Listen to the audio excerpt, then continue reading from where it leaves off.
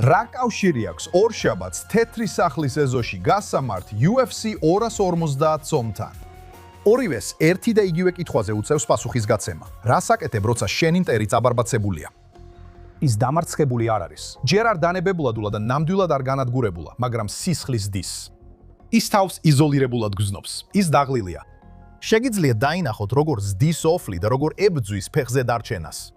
შერდები იმ მომენტში, აცხადებ გამარჯვებას და სახლში მიდიხარ, თუ ბოლომდე აგრძელებ ბრძოლას. ისტორია სავსეა ერებით, რომლებმაც ბრძოლა მოიგეს, მაგრამ ომი წააგეს, რადგან ერთი ნაბიჯით ადრე შეჩერდნენ. რომაელებმა ასე მოიქცნენ კართაგენთან. მოკავშირეებმა ასე მოიქცნენ გერმანიასთან.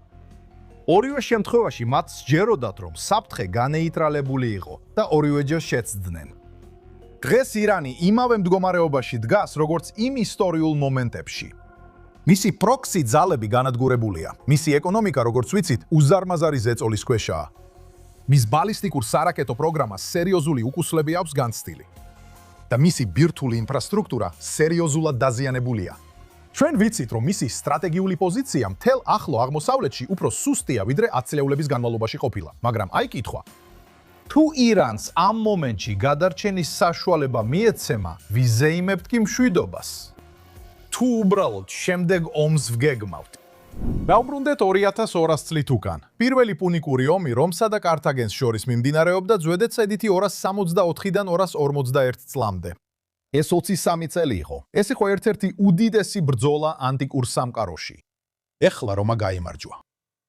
კართაგენი ინძულებული გახდა დაეთმო ტერიტორია. მათ გადაიხადეს უზარმაზარი კომპენსაციები. მათი საზღვაო ფლოტი ძირითადად განადგურდა. მათი ეკონომიკა დაზიანდა. ბევრ რომაელს კართაგენის საფრთხე დასრულებულად მიაჩნდა. მაგრამ რომა კრიტიკული შეცდომა დაუშვა. მათ კართაგენის არსებობა დაუშვეს. მათ მისი ხელმძღვანელობის სტრუქტურა უცვლელად დატოვეს. მათ მისი სამხედრო კულტურაც უცვლელად დატოვეს. და რაც ყველაზე მთავარია, მათ მისი ამბიციაც უცვლელად დატოვეს. მათ ასევე დატოვეს ახალგაზრდა კართაგენელთა თაობა, რომელიც თავიანთი დამცირების შურისძიებას იყო გადაწყვეტილი. ამ ახალგაზრდა კაცებს შორის იყო ჰანიბალი, სამხედრო ისტორიის ერთ-ერთი უდიდესი სარდალი. სანამ რომი გამარჯვებას ზეიმობდა, ჰანიბალი შურისძიებისთვის ემზადებოდა. თითქმის 20 წლის განმავლობაში მან კართაგენი აღადგინა. ამას საჯაროდ არ აკეთებდა, ამას დრამატულადაც არ აკეთებდა. მას მოთმინება ჰქონდა. მან ეს ძალიან მეთოდურად გააკეთა, გრძელვადიან პერსპექტივაზე ორიენტირებით. შემდეგ დაიწყო მეორე პუნიკური ომი. ჰანიბალმა ამჯერად სპილოებთან ერთად გადაკვეთა ალპები. მან გაანადგურა რომაული არმიები ტრებიასთან, ტრაზიმენის ტბასთან, კანესთან. მთელი რომაული არმიები რუკიდან გაქრა. რომი კართაგენთან დაპირისპირებისას უფრო ახლოს იყო განადგურებასთან, ვიდრე თავის ისტორიაში ოდესმე. და ისტორიული გაკვეთილი სამხედრო ლიდერებისასა და ისტორიკოსებისთვის არის ის, რომ პირველი ომი არ დასრულებულა საფრთხის აღმოფხვრით.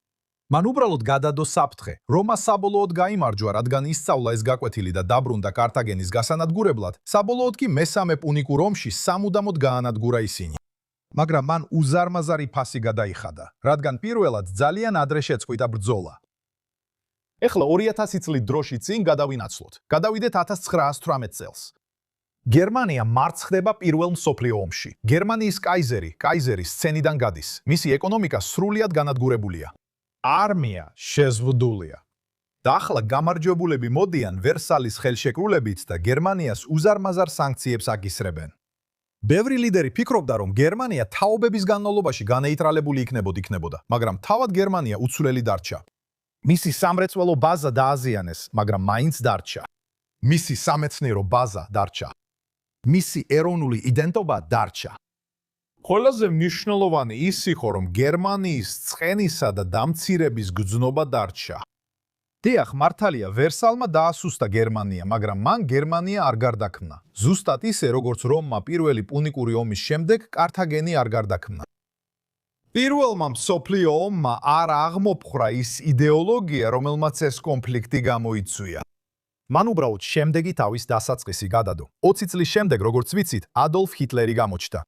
გერმანია უკვე არდგენილი იყო. 20 წელიწადში გერმანია უკვე არდგენილი იყო. მათ უკვე ხელახლა აიარაღეს თავი. მათ უკვე ხელახლა ორგანიზება მოახდინეს და წამოიწყეს ომი, რომელმაც ათეულობით მილიონი ადამიანი იმსხვერპლა.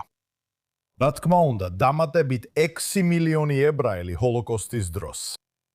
დამარცხებული მტერი აუცილებლად არ ნიშნავს გარდაქმნილ მტერს. სინამდვილეში ზოგჯერ დამარცხება შურისძიების პირობებს ქმნის. ეხლა ირანს გადავხედოთ. წლების განმავლობაში ირანმა ააგო ის, რასაც ბევრი ისრაელის გარშემო ცეცხლის რგოლს უწოდებს, მათ შორის ჰამასი, ჰეზბოლა, შიიტური მილიციები ერაყსა და სირიაში. ჰუთები, პალესტინური ისლამური ჯიჰადი, უზარმაზარი ქსელი, რომელიც შექმნილია ისრაელის ზეწოლითა და ძალადობით გარშემოსართხმელად. ეხლა მათი თვალით დანახული 7 ოქტომბერი უნდა ყოფილიყო ახალი რეგიონული რეალობის დასაწყისი ისრაელის გარეშე. ამის ნაცვლად პირიქით მოხდა. ჰამასი განადგურებულია. ჰეზბოლამ განიცა და განსაკუთრებული დანაკარგები. ირანის რეგიონული ინფრასტრუქტურის დიდი ნაწილი დაშლილია. ასადის რეჟიმი სირიაში აღარ არსებობს. ირანელი მეთაურები და ლიდერები ლიკვიდირებულნი არიან. სტრატეგიულ ობიექტებზე განხორციელდა დარტყმები.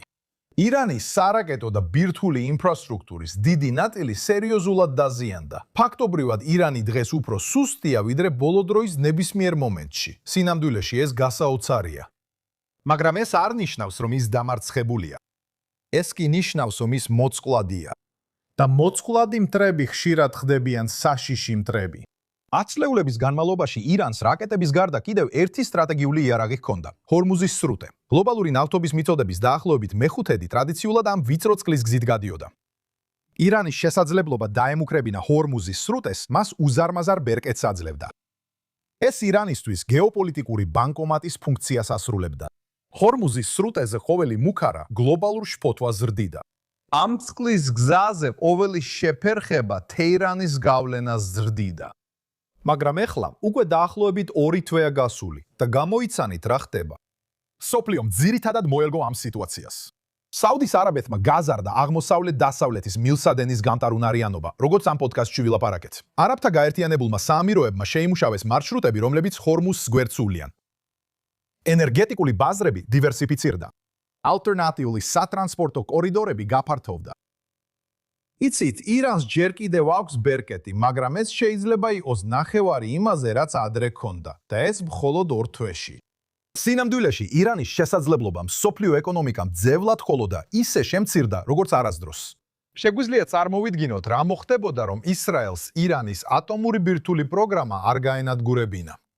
როგორც კი ირანი ბომბს მიიღებდა, რა ბერკეტი ექნებოდა მათ ჰორმუზზე. თუ ახლა გალონზე $7 ბენზინზე ვჩივით, წარმოიდგინეთ ბენზინი გალონზე $20 რომ ღირდეს. ვინ გაუწევდა ირანს წინააღმდეგობას, როცა მათ ბირთვული იარაღი ჰორმუზის სრუტეზე ექნებოდათ მიმართული? მე არ ვხედავ, რომ ვინმეს გაებედა მათი გამოწვევა. მაგრამ ეხლა ჩვენ მათი ბირთვული პროგრამის დიდი ნაწილი გავანადგურეთ და პრეზიდენტმა ტრამპმა ჰორმუზის კონტროლი აიღო სათავზე, რაც სტრატეგიულ ბალანსს მთლიანად ცნაცვლის. რეჟიმი ახლა კარგავს იმ ბერკეტებს, რაც ადრე ჰქონდა. ის თავის ბერკეტებს კარგავს. ის კარგავს თავის შეკავების უნარს. და რაც ყველაზე მთავარია, ირანის რევოლუციური გვარდია კარგავს თავის ვარიანტებს. იცი, მოკრივეობაში ერთი გამონათქვამია, ყველაზე საშიში მომენტი მოკრივისთვის. ეს არ არის მაშინ, როცა მისი მოწინააღმდეგე ყველაზე ძლიერია. სინამდვილეში ეს მაშინ ხდება, როცა მისი მოწინააღმდეგე დაჭრილია. როცა მოწინააღმდეგემ იცის რომ აგებს, რადგან როცა მოწინააღმდეგემ იცის რომ აგებს, ის მზად არის ისეთი რისკები აიღოს, რასაც სხვა შემთხვევაში არასდროს გააკეთებდა. დღევანდელი ირანი გავს მებრძოლს, რომელიც თოკებზეა მიკრდნობილი. ითქვა, რეჟიმი ამას დროებით დაბრკოლებად აღიქვამს თუ ეგზისტენციურ საფრთხედ. თუ რეჟიმს ჯერა რომ გადარჩება, ისტორია გვიჩვენებს, რომ ის თავიდან აიწყობა. ირანი ადაპტირდება. ის შეისწავლის თავის შეცდომებს თუ გადარჩენის საშუალებას მისცემენ. ისინი ჭკვიანი ხალხია, ირანელები. ისინი ხელახლა დააპროექტებენ თავიანთ სამხედრო ძალებს. ისინი გააუმჯობესებენ თავიანთ სარაკეტო პროგრამებს. ისინი ახალ ტექნოლოგიებს დაედევნებიან. ირანი ახალ ალიანსებს ეძებს და მომდევნო რაუნდისთვის მოემზადება. ზუსტად ესე მოიქცა კართაგენი, ზუსტად ესე მოიქცნენ გერმანელებიც. და არ არსებობს მიზეზი და ალბათ არც ისტორიული მაგალითი იმისა, რომ ისინი სხვანაირად მოიქცნენ. არის ერთი ძალიან მნიშვნელოვანი საკითხი, როცა ვსაუბრობთ ომზე და გეოპოლიტიკაზე, რომელიც ხშირად გამოჩენილია აშშ-ში და ევროპაში. ისრაელი უბრალოდ კიდევ ერთი თანამედროვე ეროვნული სახელმწიფო არ არის. ისრაელი 1948 წელს არ დაარსებულა. ისრაელი დაარსდა 4000 წლის წინ. ისრაელი უძველესი ადგილობრივი ერი არის, რომელიც 4000 წლეულის განმავლობაში მტერთან ერთად ერთ რეგიონში ცხოვრობდა.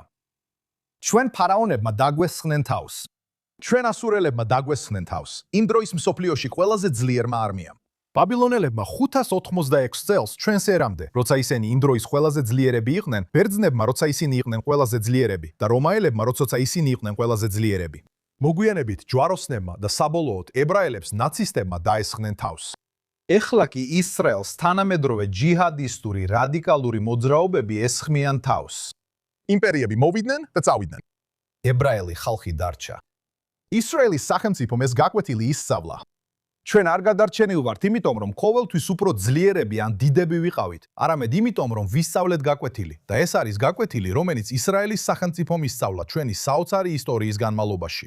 როდესაც მთერი მზად არის შენი განადგურებისთვის, ვერ გადარჩები იმ იმედით, რომ ის შეიცვლება. ეს არ მუშაობს.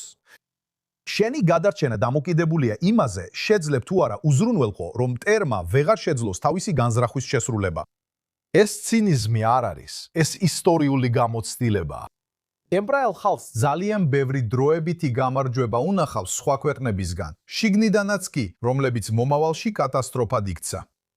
ჩვენ ვიცით რა ხდება, როცა საფრთხეებს გადადებენ და არ აგვარებენ. ჩვენ ვიცით რა ხდება, როცა მსოფლიო აცხადებს, რომ მტერი დასუსტებულია, მაგრამ შემდეგ თაობაში ის უფრო ძლიერად ბრუნდება. ეს ეროვნული მეხსიერებაა ისრაელისთვის. ისრაელი განსხვავდება დასავლეთის უმეტესკის უმეტეს ქვეყნებთან შედარებით. მიუხედავად იმისა, რომ მათაც უნდა ახსოვდეთ, ბევრი დასავლური ქვეყანა დღეს მხოლოდ არჩევნების ციკლებით ფიქრობს. ისრაელმა თავისი ისტორიის გათვალისწინებით ბით თაობების ჭრილში უნდა იფიქროს. ბევრი დასავლელი ლიდერი სვამს კითხვას, როგორ გადალახოს მომდევნო 4 წელი. ისრაელი უკვე სწავლობს, როგორ დასვას კითხვა. როგორ დავწმუნდეთ, რომ ებრაული სახელმწიფო იარსებებს არა მხოლოდ ხვალ ან 4 წლის შემდეგ, არამედ 400 წლის შემდეგაც. ისრაელის უძველესი ხედვისა და დასავლეთის მოკლევადიანი პერსპექტივის ეს განსხვავება სულ უფრო თვალსაჩინო ხდება ირანთან დაკავშირებით მიმდინარე დებატებში. ბევრისთვის დასავლეთში დღევანდელი მიზანი სტაბილურობაა. ისრაელისთვის მიზანი სტაბილურობა კი არაა, არამედ გადარჩენაა. და ეს ერთი და იგივე არ არის. რეალობა ისაა, რომ ეს დაძაბულობას ქმნის ყველაზე ძლიერ ალიანსებშიც კი. ეხლა პრემიერ-მინისტრ ნეთანიაუს გადაწყვეტილება ირანზე დარტყმის შესახებ ასახავდა ამ განსხვავებას სტრატეგიულ კულტურაში. ოპერაციამ ირანის ბირთვული პროგრამა სრულად არ გაანადგურა. მაშ, რატო? რა გააკეთა მან? მან ირანის სარაკეტო პროგრამა სრულად არ გაანადგურა, მაგრამ გზავნილი გაუგზავნა თეირანს, ისრაელის მეგობრებს და რაც მთავარია, თავად ისრაელს. ისრაელი არ იფიქრებს, რომ სხვები გადაწყვეტენ ჩვენს ეგზისტენციალურ საფრთხეებს. ჩვენ ვერ ავაშენებთ მომავალს სხვა რომელიმე მთავრობის გარანტიებზე, მიუხედავად იმისა, რამდენად მეგობრულებიც არ უნდა იყვნენ ისინი. ისრაელმა უნდა განავითაროს საკუთარი თავის დაცვის უნარი დამოუკიდებლად. ეს ასეა 1948 წლიდან. და 7 ოქტომბრის შემდეგ ბევრი ისრაელელი თვლის, რომ ეს ახლა უფრო მეტად სიმართლეა, ვიდრე ოდესმე. რომაელებს ეგონათ, რომ კართაგენი დასრულდა. მოკავშირეებს ეგონათ, რომ გერმანია დასრულდა. ისტორიამ ორივე ჯერ მკაცრი გაკვეთილი მისცა. გამარჯვება არ იზომება იმით, რამდენად დიდ ზიანს მიაყენებ მტერს. გამარჯვება იზომება მხოლოდ ერთი რამით. იმით შეძლებს თუ არა მტერი დაბრუნებას. დღეს ირანი უფრო სუსტია, ვიდრე 10 წლეულების განმავლობაში ყოფილა და მისი რეგიონული იმპერია მძიმედაა დაზიანებული. მისი სტრატეგიული ინსტრუმენტები შემცირებულია. მისი პროქსი ძალები დასუსტებულია. მისი რაკეტებისა და ბირთვული პროგრამები. ისრაელისა და მსოფლიოს წინაშე არსებული კითხვა არ არის, დაზარალდა თუ არა ირანი. ის ნამდვილად დაზარალდა. კითხვა, შეიცვალა თუ არა ირანი. რადგან ისტორია გვასწავლის ერთ მთავარ გაკვეთილს. როდესაც მიზანდასახული მტერი ხელუხლებლად გადარჩება, ერთი ომის დასასრული უმეტესად მომბევნოს დასაწვისი ხდება. გმადლობთ, რომ შემომიერთდით ამ ეპიზოდში True East podcast-ის.